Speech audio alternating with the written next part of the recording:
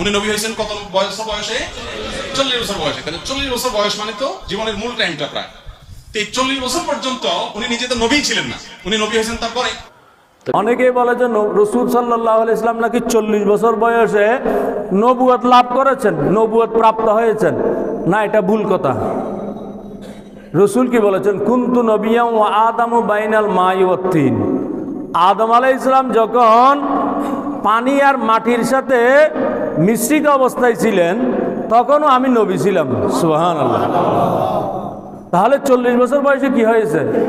40 বছর বয়সে শুধু মানব জাতির কাছে তিনি যে রসুল সেটা প্রকাশিত হয়েছে। সুবহানাল্লাহ।